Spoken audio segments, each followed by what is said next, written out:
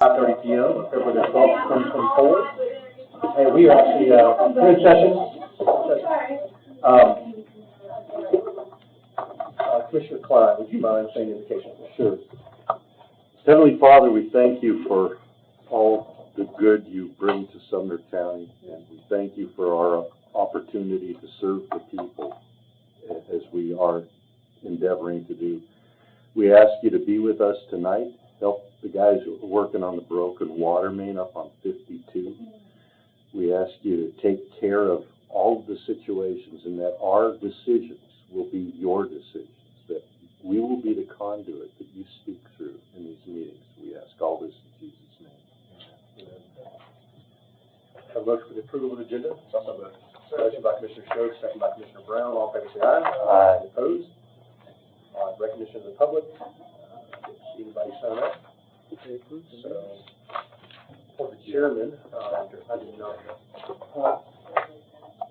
Did we have the approval of minutes? Some of it. Approval of minutes by Commissioner Stokes, second by Commissioner Brown. All in favor say aye. Aye. Any opposed? That carries. Thank you. All right. Recognition of the public, we have none. And report of the chairman, I do not have anything. I'll save mine for the agenda items. So report of the county mayor. No report, Mr. Chairman.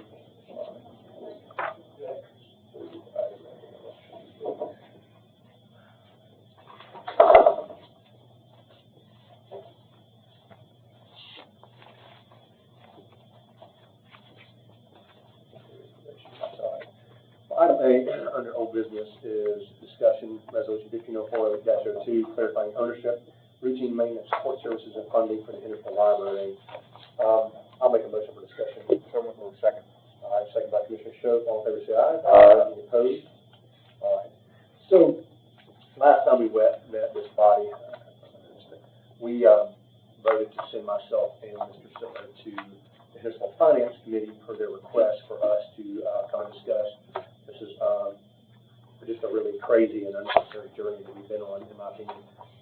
Started last August, obviously, with the breaking of the air conditioning unit in the library, and then them being told that it's the school board's responsibility to fix their air conditioning unit, which is not correct. And so there's a lot of just he said, she said, pointing fingers. And so county mayor asked us to look into clarification of what our resolution, like who's responsible for maintenance, because it didn't seem like anybody really knew what was going on. And so I found clarification that it's based on law of interpretation. When something major breaks, like you need to replace the entire roof, replace the AC, replace the elevator, it's like a split joint ownership, 50-50, because Henderson is the only library in the county that we own jointly with a city. And then Portland owns theirs outright, and they maintain theirs, as far as I know, and nothing in the county. And the other three libraries, Westmoreland, Millersville, and Gallatin, we maintain as a county, and the cities do not maintain those. And Hendersonville has been providing maintenance services, but we were just trying to figure out, like, hey, how do we just, here's a cost. I guess in asking those questions, the mayor of Hendersonville started pushing back and not thinking that they needed to pay for any of those one-time costs to fix the Hendersonville library. And so when we went to their finance committee, just kind of like, hey, we're just here to try to find a solution, and we're not here to point fingers. These problems and this resolution predates all of us, but how do we bring clarity to an ambiguous resolution, because it is definitely ambiguous, and several of the aldermen agreed, even though the city mayor, did not agree. It wasn't a great meeting. It was, I would say that the city mayor was kind of hostile and contentious towards myself and the law director unnecessarily, and so we basically said we'd come back and present, try to figure out a solution with you guys, and so really the options that if they're not willing to clarify the resolution, some of their aldermen are, and I want to thank the aldermen that were, is like, hey, do we give this over to Hendersonville, let them take on the whole library maintenance, and just they can have their library and they can have it open as many days a week as they want? Do they give the deed and sign it over to the commission and the county? Does the county take over full maintenance of the library?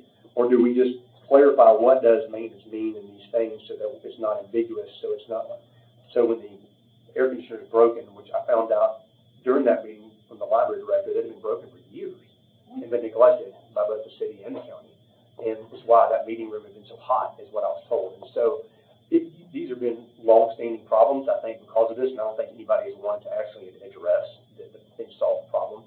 And so that's what this was born out of, just unbeknownst to us, because an air conditioner failed. And somebody said it was a school board responsibility. As crazy as that is. So I think at this point, I don't think it's beneficial for any of us to move to Hendersonville, is my opinion at this point. My recommendation is have our law director to speak directly with their law director, because unfortunately it's become a contentious and hostile issue unnecessarily, in my opinion. But all we were asking is, like, can we just clarify this language to just say, well, just if we're going to be joint owners, what can we say to specify to make sure that the elevator is not broken pretty much like it was, which put us out of ADA compliance, which technically we should have shut the library down according to the law, but we didn't. It's like, it's things like that should be happening. You know, some of our library board members got on it in December and got the problem fixed in a matter of days. We did an excellent job. And so they're doing a great job on taking care of our libraries and just trying to solve the problems that are there. But I guess I'm just presenting to you those findings, but it seems, unfortunately, the attorney for Hendersonville did actually propose wanting to maybe give the library back to the county, but I think they might misunderstand our intentions, because when they did so, they basically said, well, my interpretation was, and Water Records can correct me if I'm wrong about this here, is that give ownership of the library completely to the county, which means the county would take on full maintenance and responsibilities for everything it creates. And then Hendersonville wanted to us to spend more money to keep it open longer by giving it back to us. And then Hendersonville also wanted a seat on the library board, which is statutorily, not able to do if we have another government entity. We have one, according to state law. So that ask wasn't even lawful ask. It was just a bizarre, like, okay, we're going to give you a bad deal, we're going to give you a worse deal. It was just not very good presentation, in my opinion. But I am opposed to that. But I would like just to see us clarify this resolution and the ambiguities about the ongoing operations. Hendersonville does give us a $50,000 donation a year to the library. The other libraries do as well. I think Portland gives us almost $30,000 a year for their library. But they own it and maintain it, and they still give us $30,000 to staff it. Hendersonville library costs around, I think, $940,000 a year is the cost to run the Hendersonville library. And so the county already pays a large portion of that as it is right now. So I believe they only pay $50,000 and they only pay $50,000 of that, and then they do pay some maintenance costs. It might be like $10,000 or $15,000 maybe in the past year and a half that they paid towards maintenance. I have to keep that, to go back and look. But I know the county has paid equally as much, or not more. So get that from our finance department. Mr. Schroeder. Yeah, I kind of like the idea of it being owned by one or the other. Like in general, just making it super clear, one or the other owns it. If we haven't been able to work toward that deal, like I didn't realize that. I had heard that as well. That we've been asked to put a board member on there, but then if we were going to if we were going to have full ownership of that library, that doesn't seem fair to the other cities. If one city would have a board member and the others. I mean, I would like to keep all things on the table, but because I do, if we can, I guess my thought here is that if we can either divest ourselves entirely, or I think even better, take full control of the library, that we should try to find that path. I'm totally fine with what you suggested about having the law director do it. I just think for the long term, if we go and clarify language of the resolution, it's going to kick the can down. There will be something about it that won't end up working. I think the simplest thing would ultimately be if one or the other could just own this guy. That's kind of my opinion on it, just because I think it would be simpler to do it that way. There was another note. I don't know that I mean, I still think it's probably wise. No, I did have one more note. I think it's probably wise to have the county attorney continue these discussions and let it be in his court. But I would note on the just procedurally, for any more ask for the for library funding, that ask should go in the regular budget cycle, just like everything else. It should, that's a normal, no different about that ask than any other ask, in my opinion. But You mean like for salaries or? no, if there was an ask for additional, Oh, they want us to spend more money, open it up. Open it up more. I'm just saying. They take on the Right, responsibility. I'm saying that ask should come, just like any other budgetary ask, during the budget cycle, not off cycle. And just to consider these things as the county attorney is making his, continue this engagement. My thoughts. We also have to take into consideration, if we did take on the burden that we all, whatever money Hendersonville was actually paying towards maintenance, we lose that, and we're taking on the burden of that. So we're increasing the costs, right, to the county taxpayers, so. Do you know what the maintenance is per year on that building? I don't, I'd have to get it from my finance director, what the total, but I know Hendersonville pays certain items, and the county puts in, tens of thousands of dollars a year for items to maintain that library. Well, we're already paying $950,000 out of $1 million roughly a year on salaries. It would seem like. That's everything, the entire library. Oh, that's the maintenance, salaries, it's like $140,000 a year. Right. Well, that even makes my point more. If we're doing the lion's share of the costs anyway, it would make more sense for us to own. It sounds like they're amenable to that. They want some qualifications, but as you pointed out, one's not legal. And I agree with Commissioner Schoaf. I think we ought to pursue just taking it back. I mean, we already own 3 out of 5 in whole, and this would be 4 out of 5. Portland seems to be working. Do you know how long we've been in this arrangement with the city of Hendersonville? It's just resolution, it's in the package, 2015. 2015. In April. So I can give the background. Go ahead. Well, like I said, I'm also in agreement with outright ownership by the county, because if they're gonna be contentious about the whole thing, and, I don't know how many of all of them want to work with us and all that kind of stuff, but still, this is, I look at it as a gift, and if they want us to pay for it, let's own it. That's the only way that I see that, this is gonna work properly. Yeah, I just want to give another thing in the bucket of the pros of maintaining ownership of it. The whole reason I understand that this was set up this way in 2015 was for the county to have additional property on its books so that it could go and get more debt. But I mean, seriously, that's what I understand it was for. But nevertheless, it is good to have the asset on our books. I think from just a purely financial point of view, it is beneficial to have that asset on our books, especially to your point. If we're already paying, 90% of the operational cost on it, it probably would make sense to just go ahead and take it on. They have unfortunately, they have a position, right? And we can't just kind of force this, so we will have to negotiate a bit. But my opinion is that I think I agree with the commissioners here. It would be more beneficial to keep this on our books. And there's yet one more reason. I'll shut up on it. The real estate belong, and the building, everything belong to the county, correct?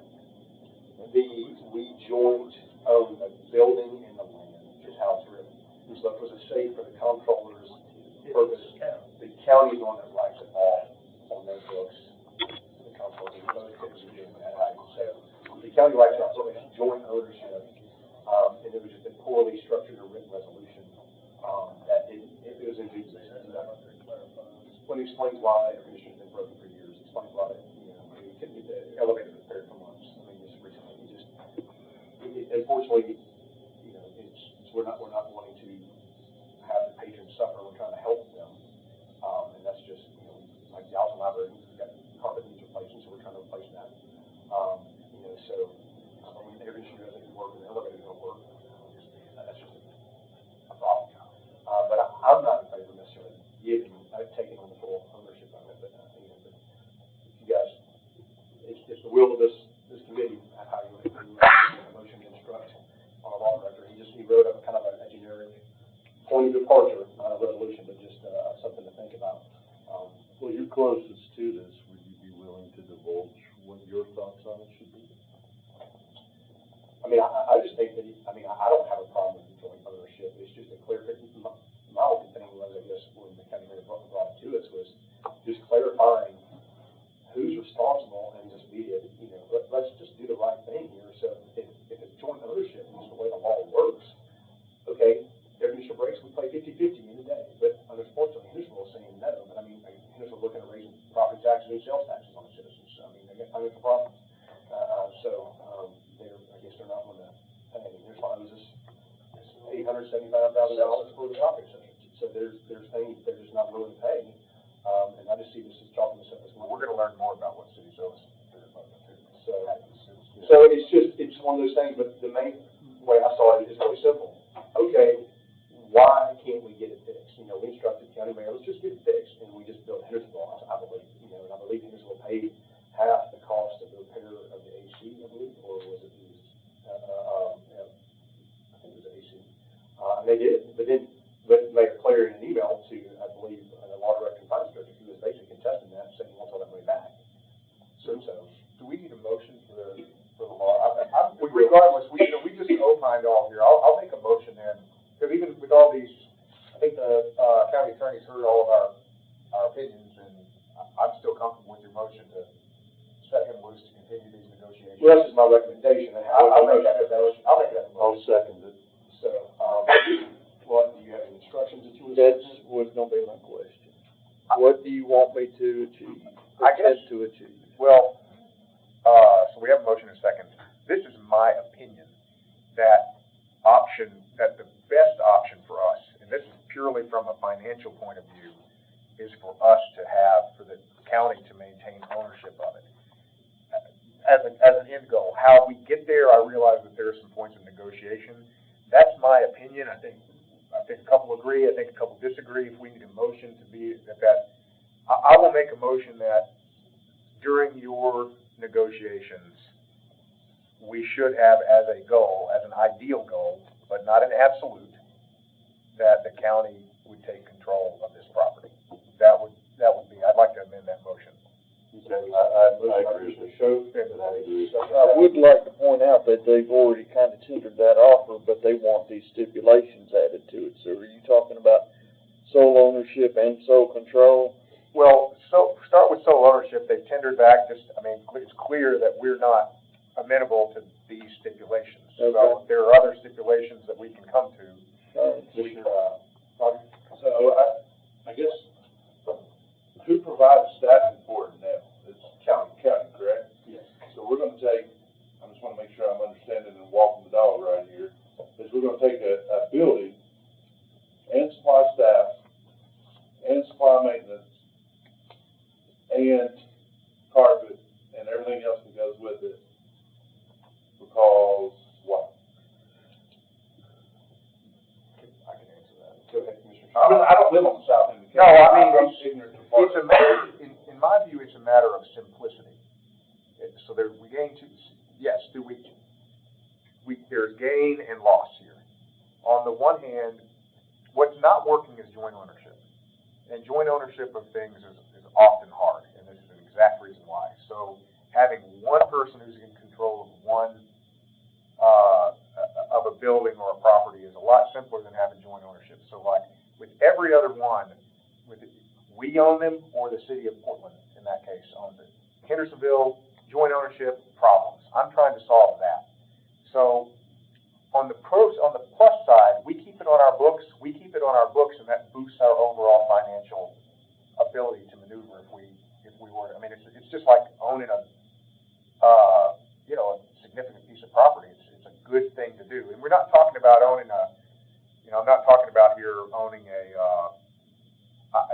some building that's dilapidated or some of the other things that we talked about. We're talking about owning a functional piece of property in a functional building. So that's the pro side.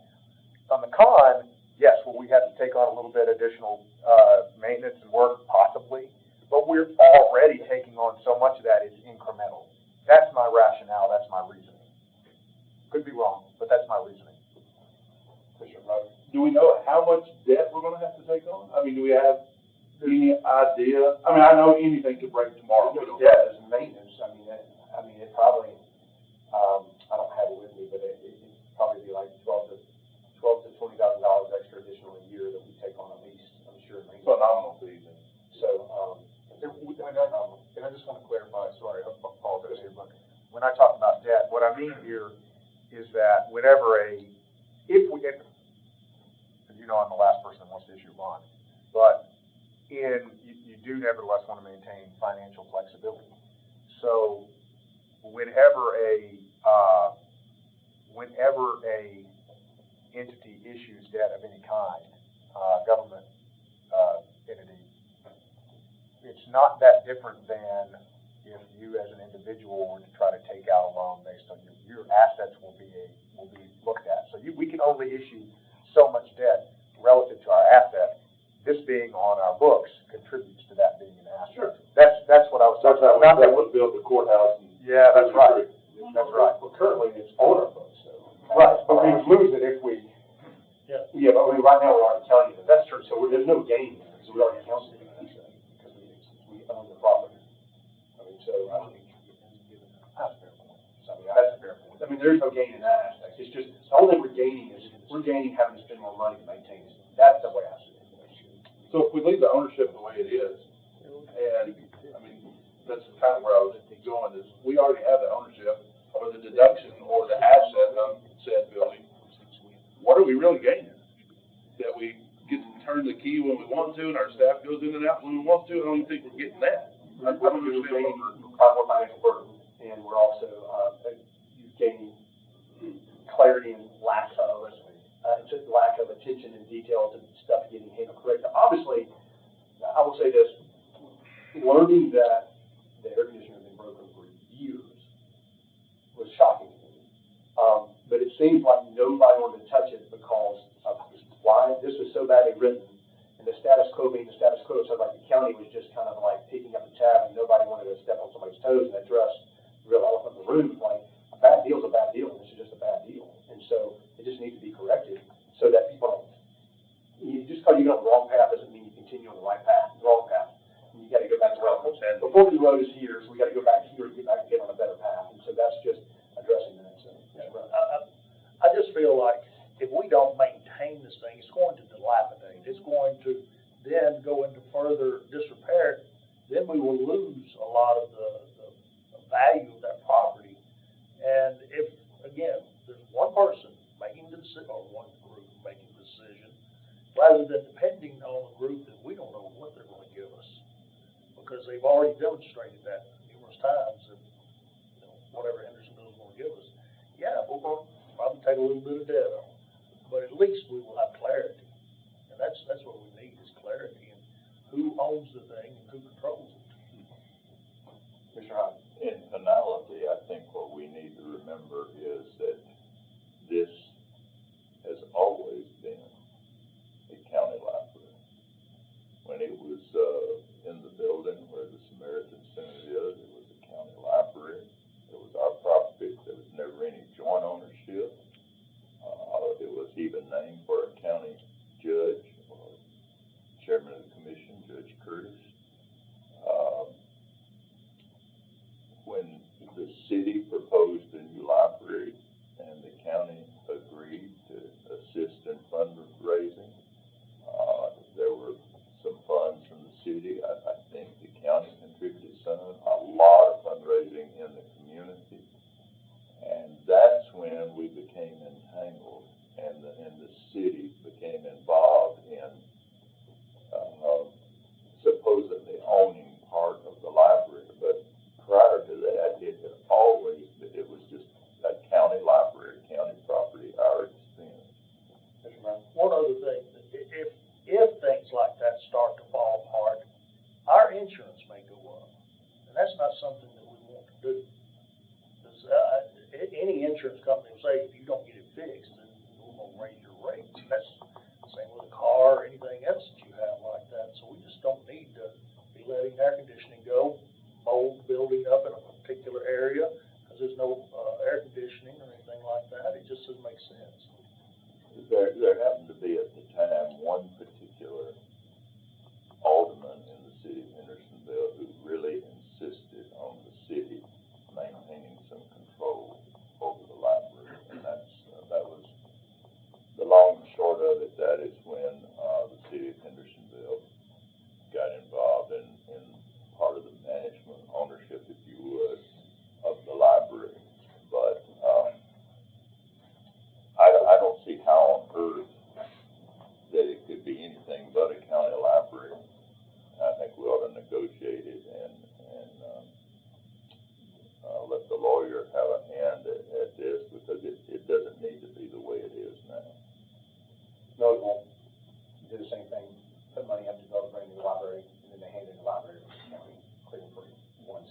I don't know if they funded all of it. The lion's share of it, they did in my district, so I know the same thing. So again, this is kind of a wonky resolution. So just to restate the question, is a motion to have the law director negotiate with the city attorney on terms of the city of Hendersonville quitclaim deeding the entire library over to us, where we have sole ownership. That's right. All right. So we got a second. Are there any questions? All in favor, say aye. Aye. Any opposed? All right, motion carries. Yes, for hanging in on that. All right, next item of business is discussion of the County Parks and Recreation Board. I just saw this copy was emailed to the committee and on your desk. I haven't had a chance to fully read this yet, so I don't know if we have any comments. Mr. Chairman, this was my resolution, and I've withdrawn this. I contacted the legal department, and I contacted Jennifer today, and I have withdrawn this resolution. Okay, so this is not something you want to pursue at this time, or just at all? I don't want to pursue it at all. Oh, okay, any reason, or? No, it's just not a good idea. I think, I'll make a motion for discussion. I get a second. I'll second. All right, second by Commissioner Klein. All in favor, say aye. Aye. Opposed? All right, I don't think it's a bad idea to dissolve that, how it was brought forward as part of the board. I wouldn't be opposed to dissolving it altogether, to be honest with you. It was brought forward as part of the Greenway plan, when they were trying to steal land, when that was Station Camp, put greenways in the back of Commissioner Holmes' backyard and other citizens leading up to the bridal house. And this park plan was basically a part of that. And it basically it was for the Brown House and the land that was given on that Liberty Creek property leading to that. And so I think, if memory serves correctly, in 2020, the formation of this was basically just to fulfill a requirement to get a $500,000 grant from the state. It was just a short-term, just thrown together thing. But they did spend, I think, close to $100,000 to come up with a master parks plan, which includes greenways in the backs of people's backyard that you have to steal land from. So I was opposed to that plan. I didn't vote for the plan. I didn't vote for the formation of this, and I didn't vote for the grant at the time. But I'm fine with just looking at this or studying this a little bit more and understanding Chairman Hines withdrawing it. Or wouldn't be opposed to basically going under the first, now therefore be it resolved, point one, Sumner County Parks and Recreation Board is hereby dissolved, period. But Mr. Chairman, I will speak to a little bit of my thinking on this, if you will. When I developed this idea, it was for the protection of the county from things like intrusions, so that there would be a board controlling and some influence in stopping intrusions into people's property or whatever, and choosing what we wanted to have as a county. But I just choose at this time not to go forward with this. And if somebody else wants to develop a plan and bring it forth, that's fine. I don't know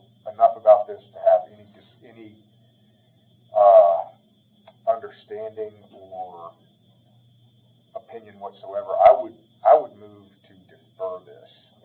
I would second that motion because I was at the same point.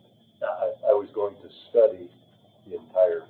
I would like to take a look at it just because, I mean, I think that the old board from several years ago, they just had they called a meeting, and they're still making decisions on our behalf, and we don't even know what they're doing, so I'm not comfortable with that, so, you know, I'd be more for the dissolution of that board.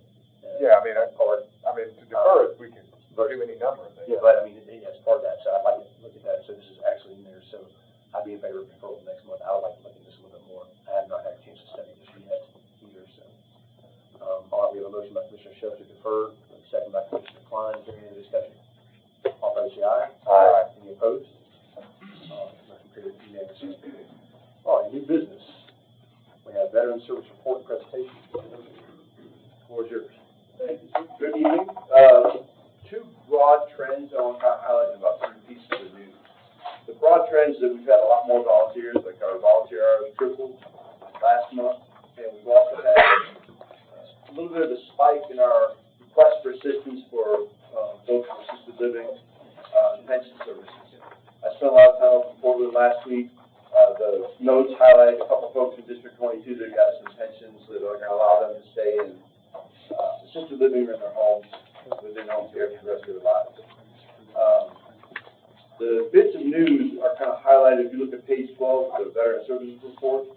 We added some stuff up at the top to give you a sense of the financial contribution the VA makes every year to our county citizens. We also highlighted a couple things that Robertson County highlighted. One of them was veteran suicides. Another one was the homeless veterans in Sumner County. And we actually have no idea how many homeless veterans we have in Sumner County because we don't count them. I got a request from the VA healthcare side to identify who counts the homeless vets in Sumner County. It turned out that nobody actually does.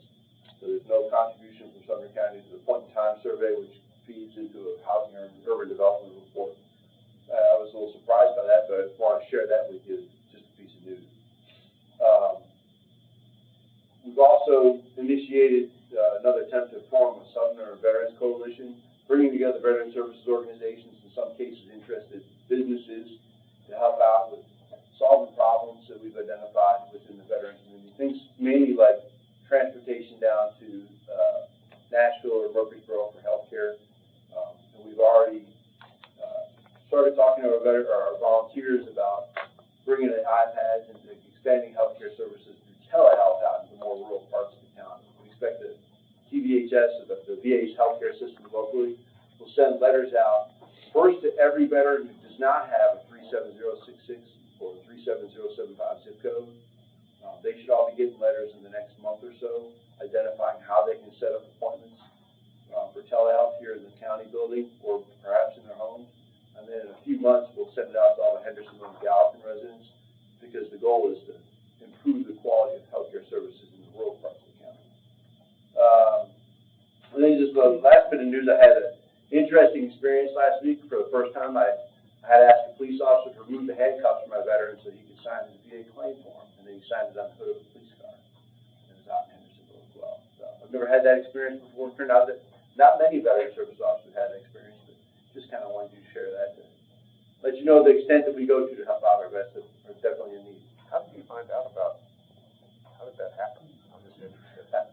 There's a veteran that he's left several profane messages on our phones in the past. He's got several different problems, but he recently had a court judgment where his spouse. And don't tell too much about No, it's okay. Yeah, I don't want But I had arranged to meet him, and he was very inebriated when he showed up. And the police were called, and they actually knew the veteran and were helping him out. They weren't even planning to arrest him, but he became progressively more agitated, which unfortunately happens when you have a combination of substances and other disabilities. Have you all made a, I know we have some of the opioid abatement funds. Have you made it, and I made, apologies if I missed this, have you all made any assessment of how, your office may utilize some of those potentially? Or is that indirectly? So the biggest contribution I think we can make with the opioid assessment funds are participating in the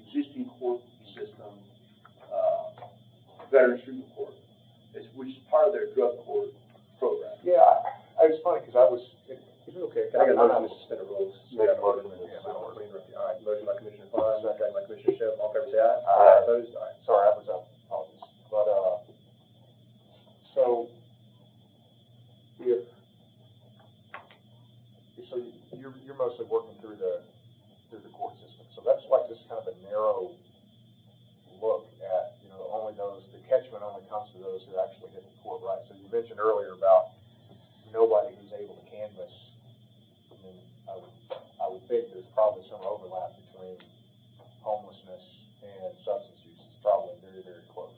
But anyway, it's just a thought. I'm not telling you what to do. It's just a thought. There's a variety of different aspects we can take a look at. I suspect that the overlap between opioid abuse and suicide is actually probably closer than it is with the homelessness. But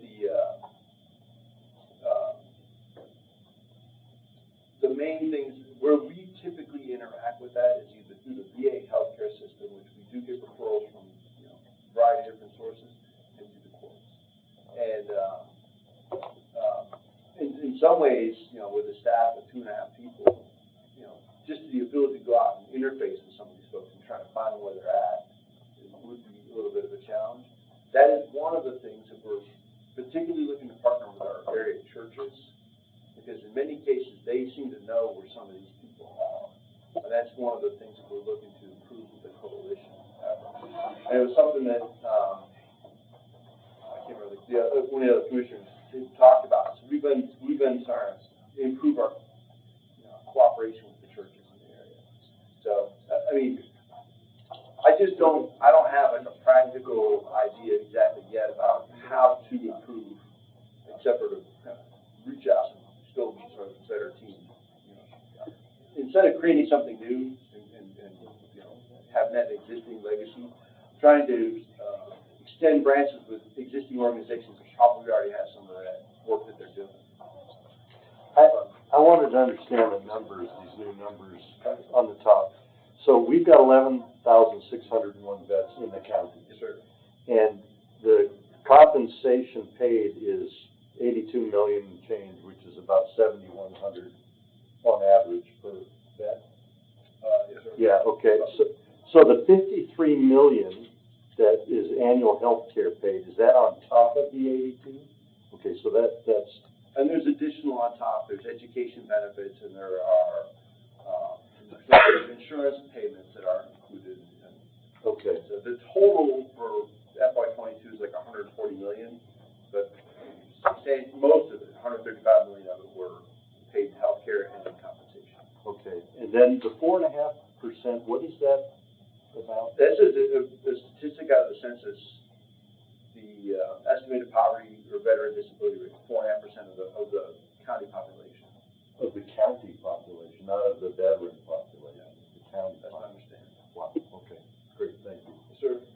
The veteran suicide in Tennessee, is this a Tennessee statistic of 177, or is this a Sumner County statistic? State of Tennessee. Okay, that's since 2021. Correct. Okay, gotcha. So, And that is in 2021. That's single calendar year. but we don't know 2022. No, there is I mean, Well, county data, we don't have anything with Sumner County, it's just statewide. I know for sure that since 2021, we've had 2 for sure suicides. We've had one this past year, we had one last year. In Sumner County alone. Correct. But I don't have, the VA is a little bit about a year or 2 behind on that data. So I'm looking forward to the 2022 data so I can corroborate what I know of versus what the state's got to see if there may be additional discrepancies with that. Okay. Any other questions? I'll report back in the session. Thank you, Jeff, appreciate it. All right, 9B, certain court clerk and county clerk personnel policies for docketing. I'll make a motion for discussion. Second by Commissioner Schiff, all in favor, say aye. Aye. Any opposed? I did have a question, I just, for the circuit court clerk, with our law director, do you know, as far as the 2012 Financial Management Act, the status of the court clerk's compliance with that, or with? I was involved with the county clerk's office Steve handled most of that, so I'll defer to him on that. This is the one thing I'm willing to say to protect any attorney-client communication I might have had with the circuit court clerk about this. And this is all I'm going to say. I'm not going to take any questions about this. The remaining language at issue is approved so long as you ultimately provide the time records to the Finance Department as specified in the 2012 Financial Management Act and continue on to full implementation of said act as specified by the 2012 Financial Management Committee. Can you read that again? The remaining language at issue is approved so long as you ultimately provide the time records to the Finance Department as specified in the 2012 Financial Management Act and continue on to full implementation of said act as specified by the 2012 Financial Management Committee. All right, so I'll write this question, law record, based on what hearing the attorney saying here, that this policy approval is contingent upon her compliance with the 2012 Financial Management Act and implementation of that. Did I interpret that correctly? I will answer a little bit different. It's approved with the caveat that you're still going to be expected to comply with the 2012 Act. And right now, she's not in compliance, correct? I would defer to Mr. Lawrence on that. Okay. I'm not sure what status she's in. I'll ask that in the budget. Okay, We can add that. I said one of the things that we've got is chronos, and that's where we don't know how many are still that week behind that we're gonna have to make up, where we're gonna have money to, I'll just add that. budget. Next budget, we can do it. Okay, in an hour. can I, based on what our staff attorney said on the policy, I guess when you guys do the resolution, I'd like to make a motion to include that language, and I can't unless you advise me not to. That can be done. Yeah, that's not a I'd like problem. to include that language. Because that's pretty much, In the approval resolution as far as the caption, I guess. that's template language we've been doing with any of these approvals. I just want to make sure that language is in there.